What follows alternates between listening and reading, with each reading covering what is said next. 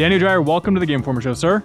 Thank you so much for having me. What an honor. I've been a fan of you guys for a long, long time. Some of my friends have worked there, and some of my friends work there now, I guess. So that's right. Yeah, Dan Reichert, I guess we have in common. I guess we're both at his wedding, but I feel like we shared 2 sentences, and that was about it.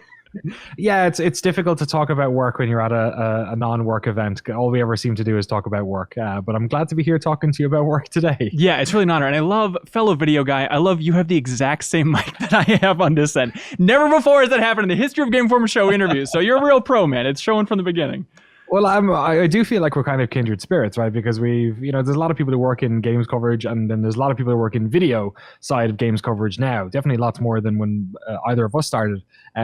But I do feel like the work that we do is quite like we're using the sort of platform we have in a similar way. We're trying to, sort of have really authentic conversations with developers. So I've always really appreciated the work you've done. So that's really sweet. Well, I get to look up to you because you get to be this rebel going off and doing your own thing. And everybody talks big game, especially on Patreon. And I feel like there's few people who can let the rubber meet the road in the way that Kind of Funny does. I feel like you do, where the output is just absurd from you. I cannot imagine how much time you spend editing these things. Thanks so much. I think the one good thing about not having a sort of a regular gig, right, is that I don't have like 70% of my brain being taken up by just normal day-to-day stuff that I need to do. Right. So I can really concentrate on it. And I think when you're in that position, it's interesting how free-flowing the sort of ideas come from that. But I will say that this particular doc we've just finished on, the History of Bethesda one, and our Fallout 76 stuff that's coming out next week. This was particularly challenging from that perspective because we tried to be really transparent with our patrons with what we're doing with their money.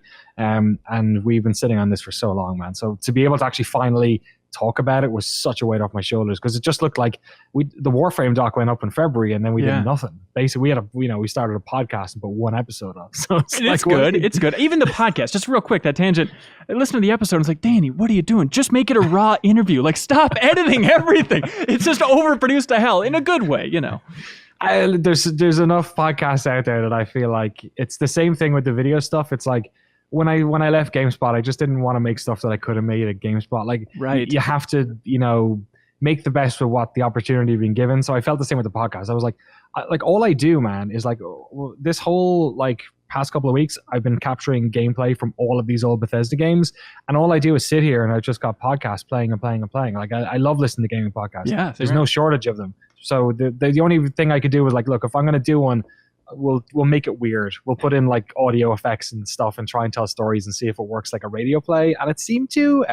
So yeah, looking forward to episode 2. Will be about Theme Hospital that's out after. Oh, great. Oh, that's awesome. Yeah, I'm very interested in how you see the work compared to your work at GameSpot. 'Cause you went to GameSpot. I love it because I was a big fan of GameSpot as well. Still am. Me too. And so growing up, just seeing you, every tweet you have, where you're like, oh, it's just so satisfying to finally work at a place that I've been a fan of my entire life. It's like, oh, I landed at Game Informer, but GameSpot was like, that was my heart and soul as a kid. And so it's so satisfying. Like every tweet you have about that really wrecks me. Every tweet where you share a timeline from Premiere, it's like, I love it. I love it. More of that stuff. Just let it all out there. But go ahead.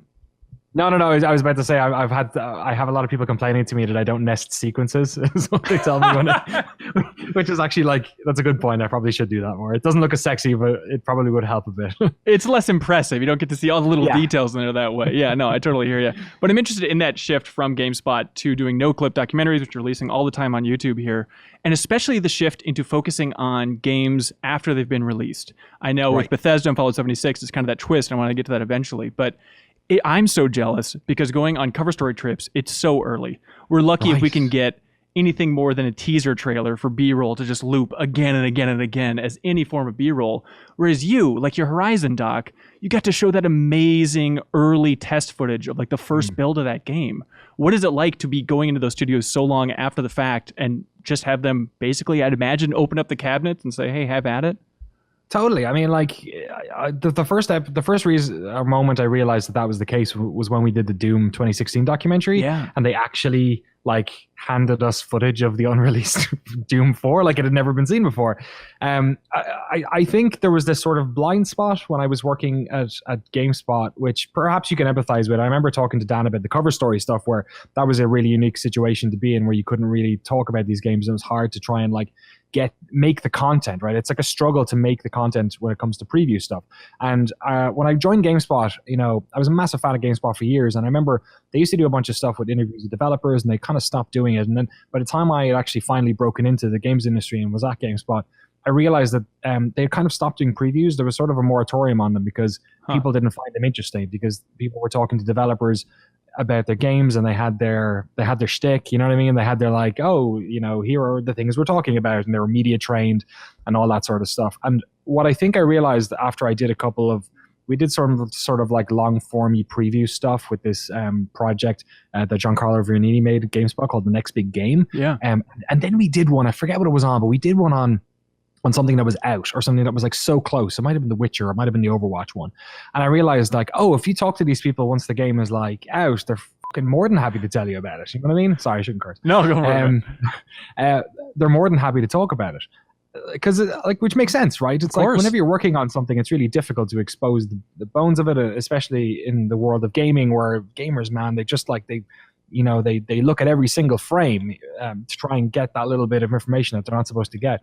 Whereas after the fact, they're just like, whatever, like I'll tell you about it, and no one was asking. So it was this weird blind spot. And I realized when I was at GameSpot that I was like, oh, we should be doing more and more and more of this. And eventually I kind of reached this point where I realized my career at GameSpot was probably where it was. Yeah. And like I've always been more of a entrepreneur, I guess. I made my first website company when I was like 15 years old. It's the first company I ever trademarked, right? Like I've always liked controlling stuff. And I think when I realized, I'm just going to be a personality on this website, it's like, that's not really what I really want to do. I want to like make something, Yeah. So when I left, I thought, oh, let's focus on that stuff. Let's focus on games that have just come out and go super deep, like way deeper than we did at GameSpot. It's so smart, because my greatest fear is having a developer who's just has 1,000 stories to tell, and they're so passionate about it, and they feel so clamped down by PR and just not wanting to spoil anything before the game comes out. And the game comes out and they have nowhere to go. It's like, what are they going to do? Start a podcast, get it approved from the publisher? Like, that's where I feel like the press can really dive in. Hopefully we've done a little bit on this podcast throughout the years, but just dive in there and try and pull some stories from these people, because they've had a raging passion for this game for probably 3 to 4 years, and just getting some opportunity to let it all out instead of just the most canned preview-focused content going forward. Totally. And I think what we're seeing now, and it probably, it was as much of a blind spot as it also is kind of like emblematic of the changing face of games, is that like before, right, like 5-10 years ago, games came out and then you played them and that was the end of the conversation. Whereas now what we're seeing a lot more of is not only, live games, for instance, like Destiny or Warframe, which we did a doc on a couple of months back, but also just like communities of people around games. So like now we release a, documentary on the history of Bethesda. You've got all of these people who grew up playing Morrowind, or maybe the first Elder Scrolls was Skyrim, or maybe they're a big Fallout fan, or like there are these large communities of people that are like super invested in the games. And, a lot of the sort of, extra life that happens with these games is community stuff. And the developers weren't really part of that conversation. So it's kind of just a natural extension of the way that games have sort of created these communities around themselves. Yeah, like your Hillbillies of GTA 5 documentary is fascinating, where I never thought I'd be interested in that type of thing, but completely absorbed into this small community that is really focused on that. Because myself, like I played GTA 5 when it came out, and then just really haven't gone back to it since. But I always wonder, like, what are people doing? What is the actual community like? And it's a real, tangible community where it's changing family lives overall. Right, and I think like that's also a battle that folks in the press sort of struggle with. Like maybe me less so now that I'm not doing the day-to-day that I was, but like in your position, right, where you're trying to like cover games, a lot of games pre-release, whereas what we're sort of seeing a lot now in terms of like, certainly when I was at GameSpot through like the analytics and stuff we had, was that people are playing less games, but they're playing those games more often. So they're way more embedded into one game. So it's kind of fun as like a creator now to be able to like really dive into them. Like when we did the Final Fantasy 14 doc last year, I have never played a Final Fantasy game, dude. Really? Like I think maybe I played 7 for 5 minutes at a friend's house. You get it. I knew nothing about those games. I remember I did a history of Final Fantasy video at GameSpot UK, And the bit in the video was that I knew nothing, and we had Mark actually write and host that episode. So, I knew nothing.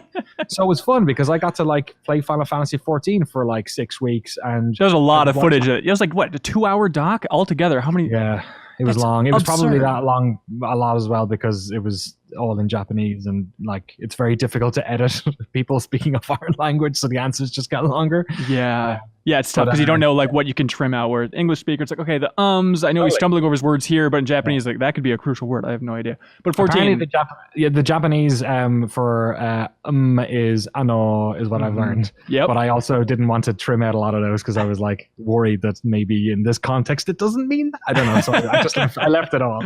Yeah, I was amazed in the B-roll for that one, even that you had like multiple players. It wasn't just like the same MMO player, like character moving throughout. Like you're jumping around, especially all that like original Final Fantasy 14 footage. I was just amazed you had so much of that stuff.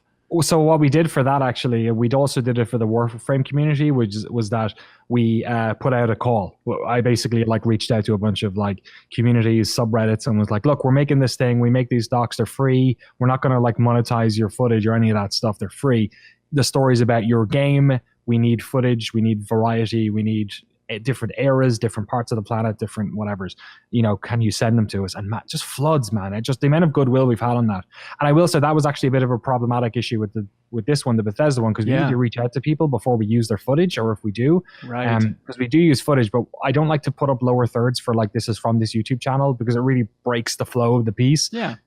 So there was a couple of instances on this one where we used footage from like someone's YouTube channel for like Redguard or Daggerfall, and I literally could not contact them because it was going to give away the whole project, and we couldn't talk about it for millions of reasons. So there's like a couple of pieces of footage in the new one that like we credit them in the credits, but we don't during the doc. But it's that type of like fine tooth sort of production you can do when you're only working on one project for 6 weeks, which that's what I really love about it. So I really try and make it so that every single thing we make that I can watch it a year later and be like, okay, we did that to the best of our ability. Yeah. And that Redguard clip in that Bethesda doc is so funny. Just the weird voices all layering at each other. It's like, ooh la la, ooh la la. Just, it's nonsense.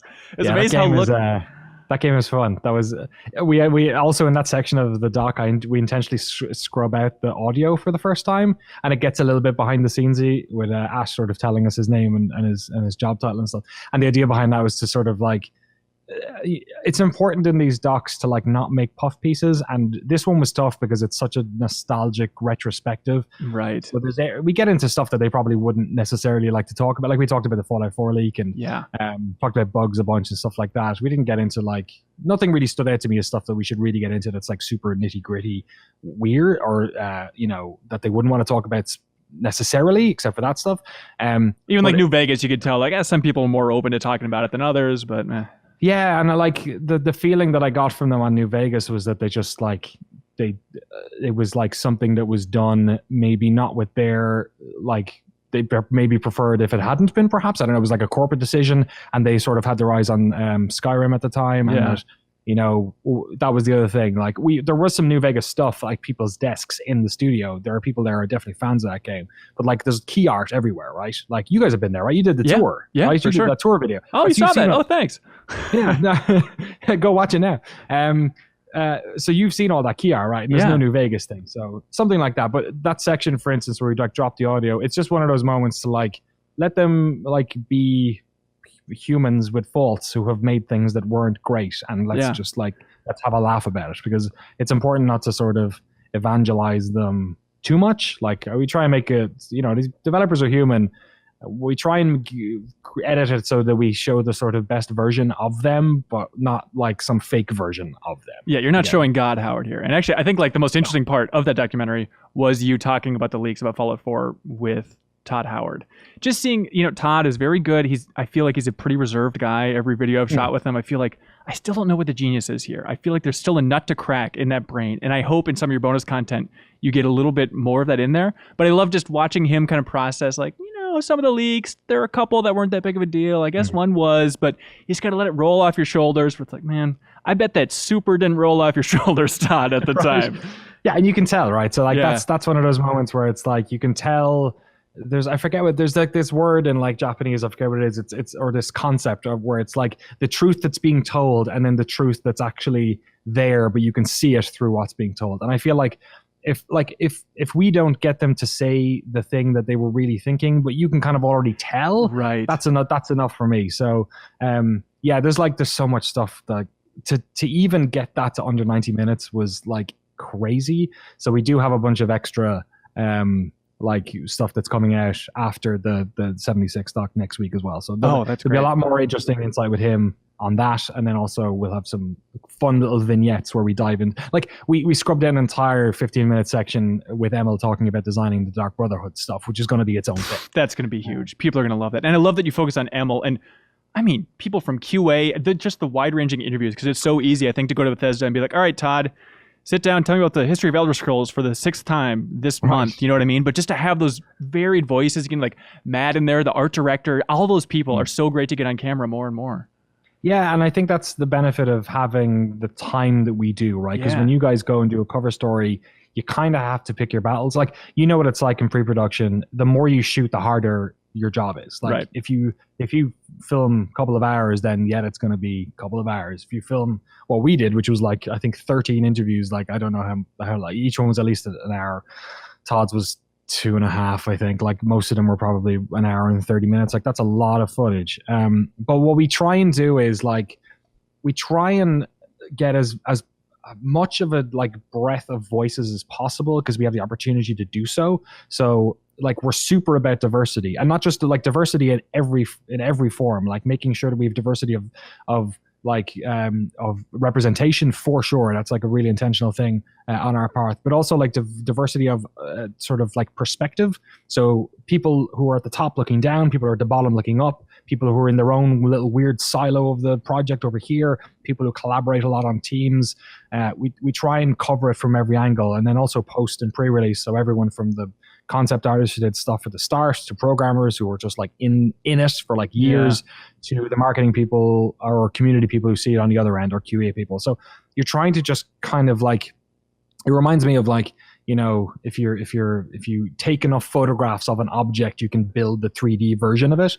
And it's kind of like that, where like, I want to get as many perspectives of the whole thing as possible, so that by the time I get back and I have the responsibility of telling the story, that we have as accurate picture of it as possible. And making sure that we have a bunch of different types of voices is like critical to doing that. Yeah, for sure. And God, it's so much to tackle, the entire history of that studio. I mean, that document could have been that length just about Skyrim alone, just about Morrowind alone, you know? So knowing like the scope you're going for, it's just crazy. And I'm amazed you got a week in there. What is that discussion like? Do you just pitch this doc and then try and map out exactly how much time it's going to take?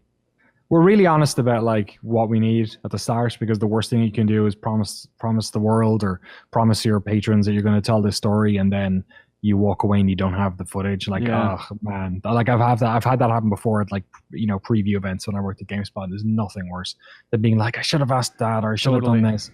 The conversation with them, you know, I can't get into the details too much, but like it started like pretty early this year. Like, it was something we had on our radar for a long time. So I think my wheels in the back of my head of what I thought I wanted were spinning pretty early.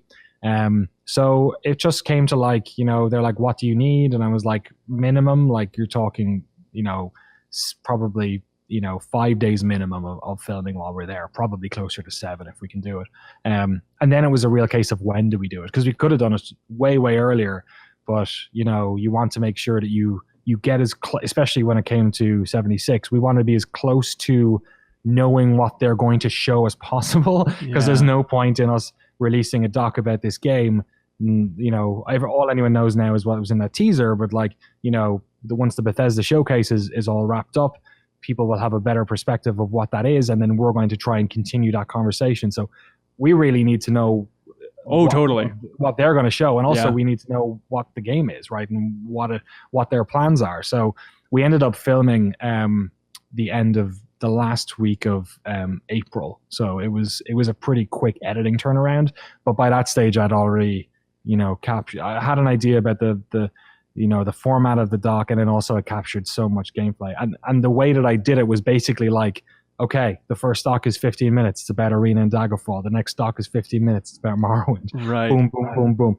And they all ended up like being around that length in the end, and it was literally, this is why the nested frames thing, nested sequences, because I literally went doink doink doink doink, and it was there, and it was like, okay, and then sort of did some pacing work, and that was it. I'm amazed. I mean, you're still showing timelines and talking about how you're editing the 76 doc now. I mean, the idea that seems like it's coming in hot. That is so scary to promise such a big thing. Like, well, I just got to stay in this room with a pool table and speakers in the background there and just lock myself in here until it's done. It's amazing. But I want to focus on Bethesda in particular. Like, what struck you about the culture of that studio that maybe you didn't appreciate going in? I'm not sure if it came across enough in the doc. I didn't lean on it too much because I didn't want it to look like we were doing too much of a puff piece. But the tenure there is like quite remarkable. Yeah. I think the average tenure is, what was it? It was something ridiculous. Like it was like 7 years or 8 years or something, which like you tend, like we've done documentaries on games that have come out in the past year where I have been approached by, leads on those projects who are now already at different studios. Like, from doing this work, right? Like people move around a lot all in the this time. industry. And it's not just like, I thought maybe it was something to do with the local area because we don't have that many, like I live down the road. I live in Maryland now. I live in Annapolis. So I drove to the studio every day. Like it's like a 40-minute drive on the Beltway to get to Bethesda. And it's basically us and then Firaxis are up in Baltimore. And that's kind of it. Like there's not that many devs here. But people travel like a lot. Like a lot of the people we interview have traveled across the country, have traveled to different countries.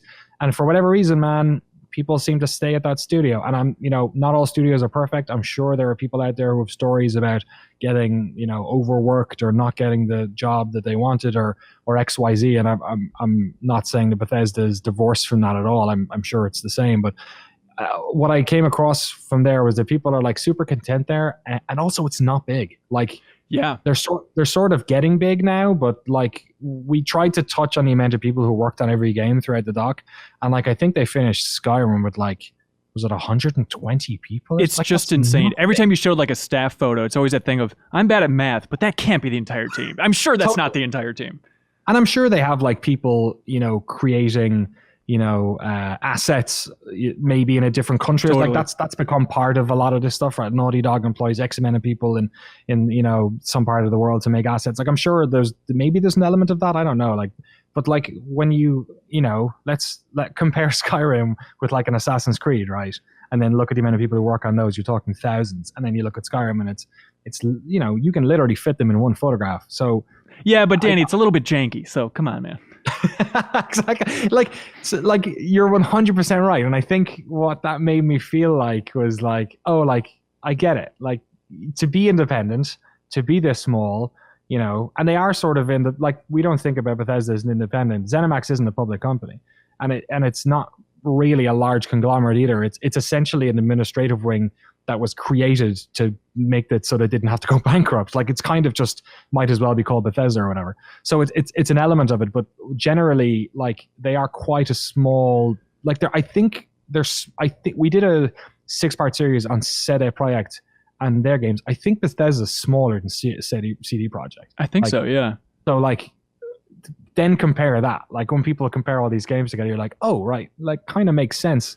We think about them as these massive studios, probably because their track record has been like pretty good. Even if you think that like certain games, maybe a lot of people aren't super hot on Fallout 4, for instance, like, but like they've been pretty solid. So I think people compare them to other studios like that. But I'm starting to realize that some of the biggest studios, kind of like Rockstar as well, they're not actually that big. They're just like they're full of really talented people. And if you can keep people, like that institutional knowledge is invaluable. And that's probably why they make their games so good, because they managed to retain all these super smart folks. Absolutely. It's crazy when you have the insular communities. And it's interesting you brought up Firaxis being so close, because Firaxis is another one of those studios where Sid Meier's still, you can have lunch with them every day. Jake Solomon will never leave that place. He'll be buried in the hallway, for Christ's sake. You know what I mean? It's just so crazy that some of those communities and cultures just, I guess Game Informer is a way like that too. When you're remote, especially, people just stick around. We've had the same people for 300 years here in the Game Informer office, right outside of Dan. It's just wild that there's something that happens though, something where they become like a colony and the culture gets a little bit different, I feel like, when it's not mixing so much. And I wonder, and I don't know what it is about Bethesda, but it certainly feels a little bit like a family and always just a little bit different than, the Ubisofts or the EAs of the world. Right.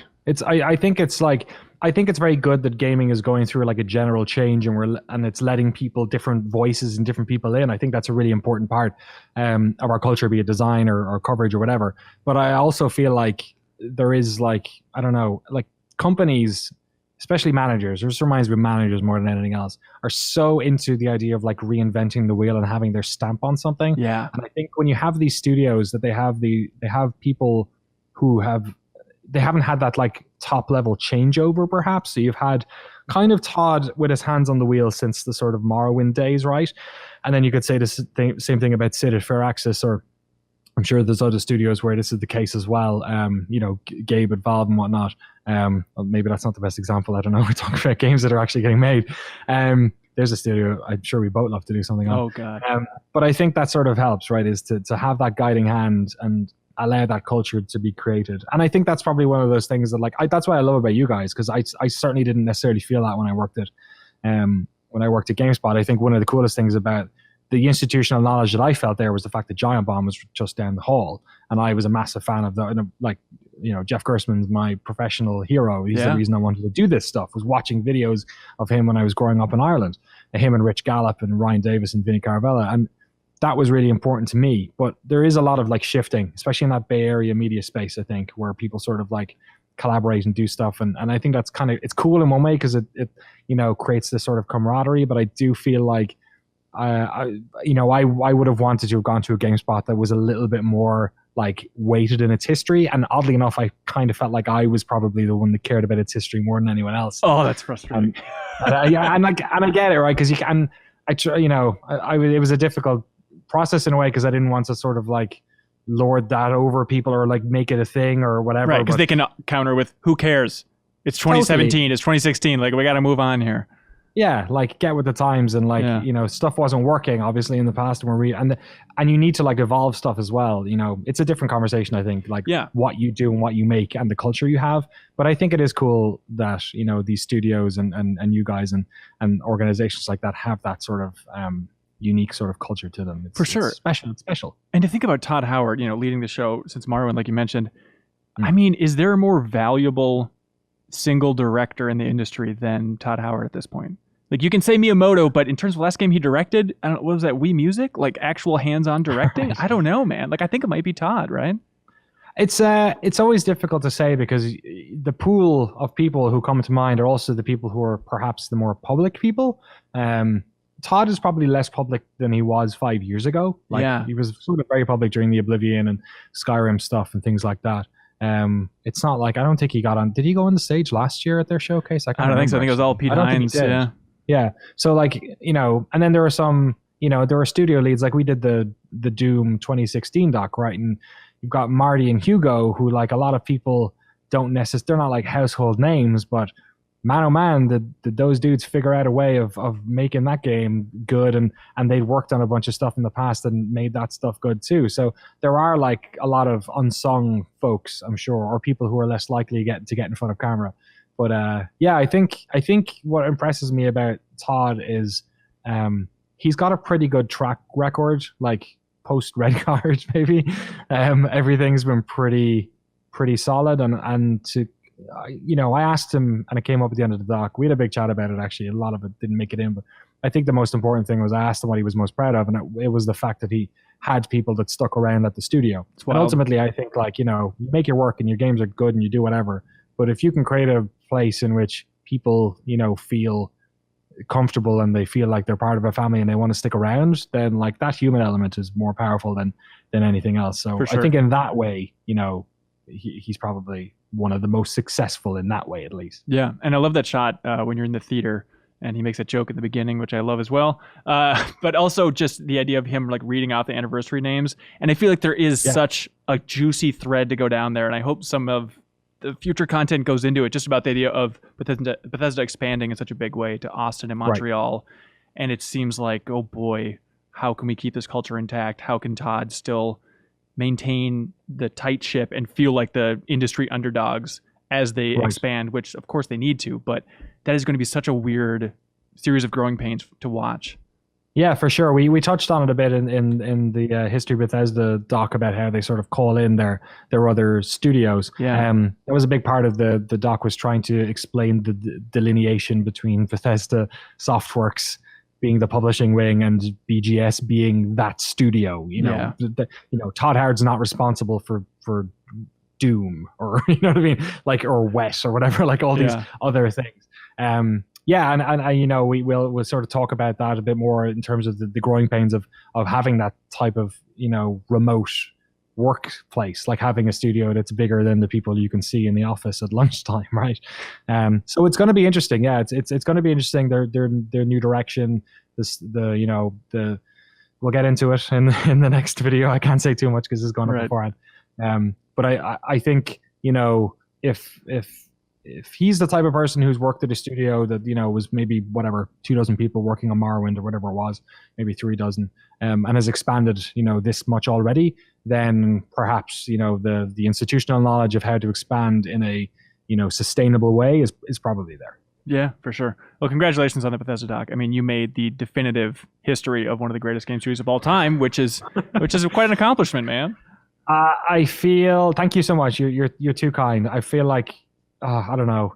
It's an emotional mixture of, like pride and relief. Like I think this was in the, you know, the it was coming down the road for so long, and now that it's in the sort of the rear view mirror, I feel most happy that I didn't drop the ball. That's kind of it. Like, you know, maybe we could have done it better in some ways, or done it better in other ways, or it could be longer, or we could have asked more questions about this, or we forgot about this, or we didn't mention Ken Ralston, or there's all this like stuff, right?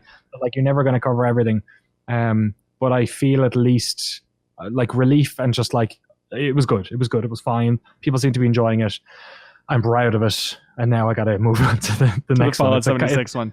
Totally. It's a constant, like, you know, once that's what's fun about this stuff, is that like once you don't have time to rest on whether it was amazing or good or whatever, onto the next one, and just keep getting more experienced, I guess. That's what's fun about this work. It's like very creatively satisfying. Do you want to do more of the preview content moving forward, or are you still, I saw your tweet where you're scared about, you know, falling into that trap of PR routine, the puff pieces.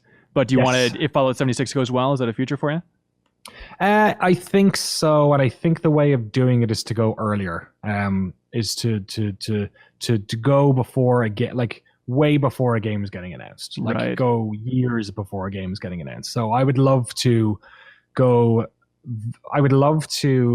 have, you know, a project running in the background for a significant amount of time.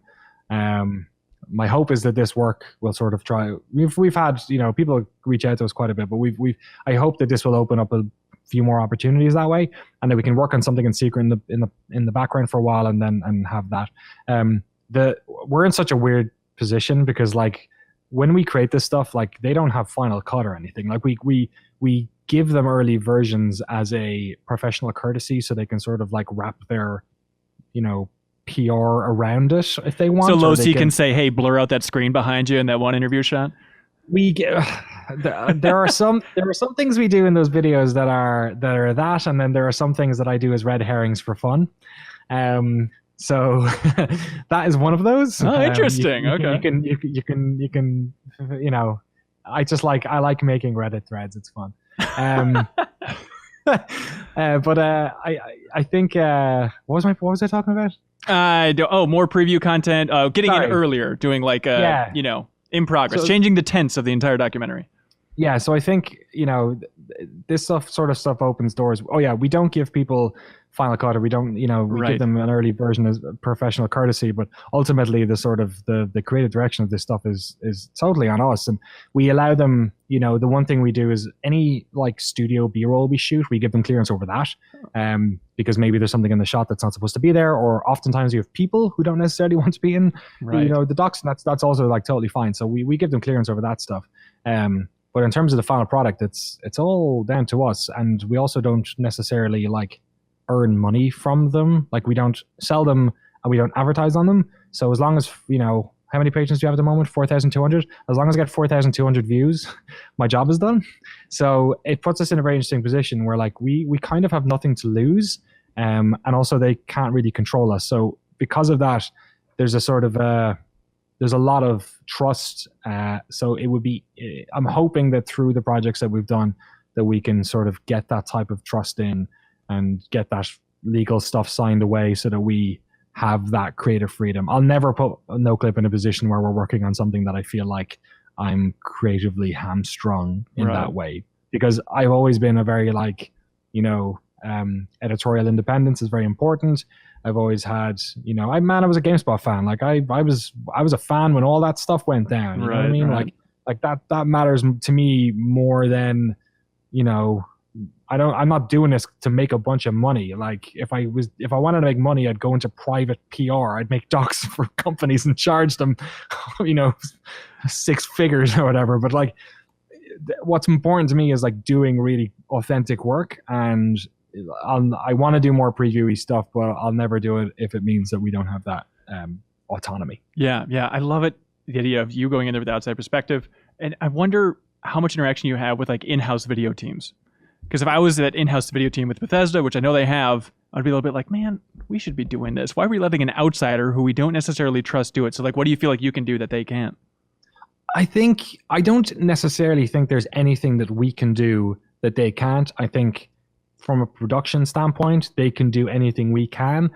I think the difference, and I talked to Todd about this, because he watches NoClip stuff, and he's nice. like a fan of the series, and that's kind of how this came together. And I think, we didn't put in a doc because it's nothing to do with them. It's like I'm not going to put a doc about how he enjoys NoClip stuff. Chapter 3, NoClip rules. Right? Yeah. That's us. We rule. But I think what we have is it's an external filter. It's someone else telling the story. It's not them telling the story, right? So I think that's the sort of risk reward that studios enter with us, in that we're not going to let them dictate the message of the video. Like the Final Fantasy 14 doc's probably a good version of that. Yeah. Where, like, oh my god. First section's basically about how they f***ed up. Right? Totally. Like it's a 40-minute thing about how bad that managerial situation was and the direction and everything that went on. But they also get their story told in a more like authentic way than they could even do themselves, right? And I think we add that to the story. So it's very important to me to not do puff pieces that way, because essentially all we're doing then is we're becoming mouthpieces for them. And this project has been the toughest of that on both of them, because Right. one of them is basically a celebratory, retrospective, nostalgic wet dream. And then the other one is, there's no getting away from the fact that we are almost certainly an extension of their E3 marketing plan, right? I can't get away from that. I can't not get away from that. What I can do is make sure that we are in control of the final product, and that I edit the thing that says all the things I want to say about this thing that isn't influenced by them. So this was the most challenging from an optics perspective, for sure. The first hurdle I think has been crossed. I think people vibed with that one. So I'm just working hard now to make sure the second one is too. Yeah. You feeling good about the second documentary too? Yeah, I am. It's very different to the first one. Shorter. So people won't have to, Make take an a half evening day of off it. Work. Yeah, which we've had some people who called in sick to work to watch it, so that's always fun.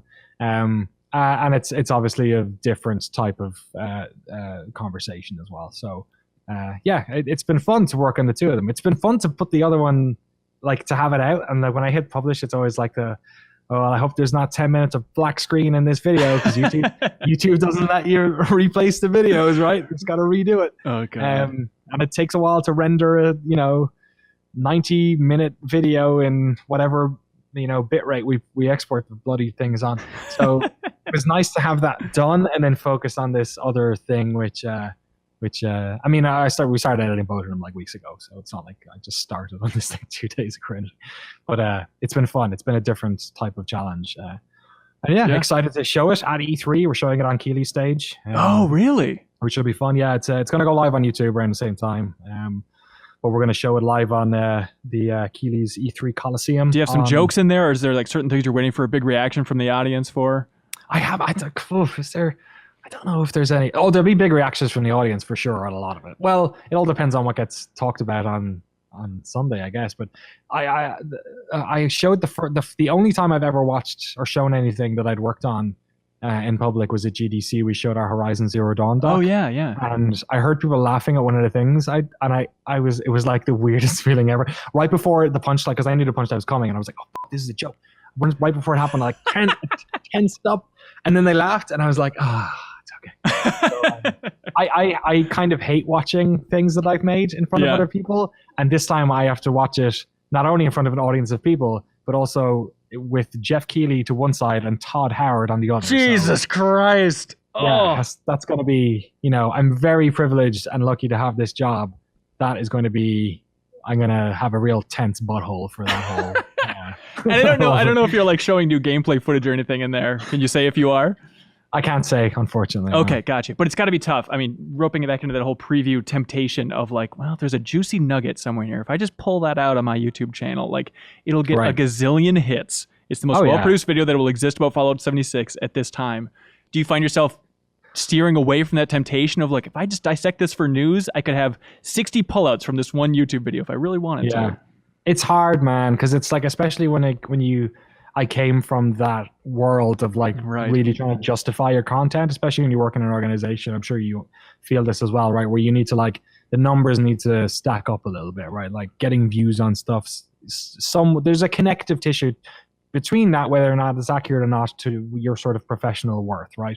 So like, and I'm not divorced from that. Like subscribers are really important, right? We're almost into like about 250,000 now, and that's like really cool. And if we had 10,000, then I'd feel differently about it, I'm sure. But it's not the main driving force. So for instance, like the example we would have had with that prior would have been the Doom doc, where we had footage of, 4, but it's not like we could have just unedited put up the footage of Doom 4. But we didn't, because that's not what we're doing. And it's hard because you want to, because you're like, here it is. And other people have. I mean, there's a video with like, God knows, a couple 100,000 views, maybe more actually, I don't know, of that bit clipped out, which had some metal music over the top or whatever, and Mick Gordon thrashing away. But you call it no clip for a reason, for Christ's sake here. Exactly right. And it's also, as part of that rationale, it's also the reason why I don't watermark the videos, because interesting. That's the way around it, right? But then, like, f*** off. Like part of what I think is, I feel like is fun about this. I feel like I'm reading a book, Amanda Palmer's book at the moment, which is sort of all about art to art and the relationship between you and the audience and stuff. And what I feel about the stuff that we make is that, like, ultimately when it goes on YouTube, it doesn't belong to me anymore. Like, I'm going to die. I could die tomorrow. I could die 50 years from now. But like, I'm going to die, and this stuff's going to exist. And I don't own it. I don't own any of the stuff we have on 76, right? That belongs to our patrons, and it also just belongs to the world of video games. So that's why I don't try and do that stuff. If people want to pull out, they're going to dissect the shit out of every frame of the 76 one. I know they are. Yeah. And if I wanted to, I could figure out a clever way of like monetizing that or getting views out of it. Someone else can. They can put it on their YouTube channel. I don't necessarily care. Like, as long as people aren't doing something, crazy in copying our entire docs or stuff like that sort of stuff, I'll put a stamp out if I can. But like, in terms of just pulling the stuff out, like, no, it's a privilege to be part of the wider conversation in games. If NoClip can be part of that, then that's super rad. So, they can do what they want with it. Danny, I don't know if anyone's ever told you this before, but you're doing everything right. And it's it is amazing. I look up to you. I think you're doing a great job. I'm endlessly jealous. It's like, God, every single note he's hitting is just perfect. Communication, output, tone. God damn it, Danny. You're too kind. I'm in a really lucky position where this is the one thing I get to focus on, and I do feel like there's two parts of it. One, I feel like I need to do the best job with the opportunity that I've been given. So if I wasn't doing the work and making people proud of it, then I'd feel bad. And the other thing is that, like, if someone else was in this position, then they'd have that similar success. Maybe they'd be more successful. Like, I feel like it's not without its challenges. Like, it's tough working on your own. I live in the middle of nowhere at the moment. That's why I have this isn't mine. This is the landlord's pool table.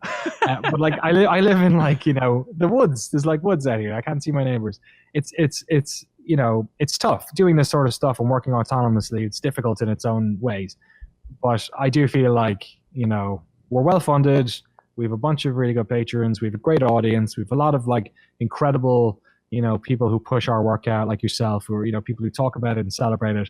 And yeah, like, who knows? Like, it could all fall apart tomorrow. So you just got to make hay while the sun is shining and try and make sure that the work is good. And, if it all falls apart at one stage, and you did the best job, and then you get on to the next adventure. Right on, man. It's so nice to see you busting your ass in honor of game developers who are busting their ass for an extended period of time. But it's a nice tip of the cap in the way that you can. So keep up the good work, man. Where should people go if they want to support you?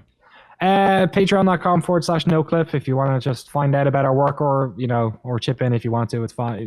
We're well funded already, but we always appreciate more people coming in because there's always a bit of a churn of people, especially the past couple of months. We dipped to our lowest point for a while just because we were so quiet. So hoping to recoup some of that. But aside from people don't need to. What most importantly, the place people should go is check out NoClip on YouTube. It's NoClip Video. If you search for NoClip, it'll come up. Yeah. We've got over a dozen documentaries on everything from Doom to Rocket League, Spelunky, The Witness, Final Fantasy XIV, The Witcher 1, 2, and 3. We did one on Frog Fractions, Horizon Zero Dawn, Warframe, and now a bunch of Bethesda stuff. So it's all there to watch. Oh, and John Romero. I can't believe I left it.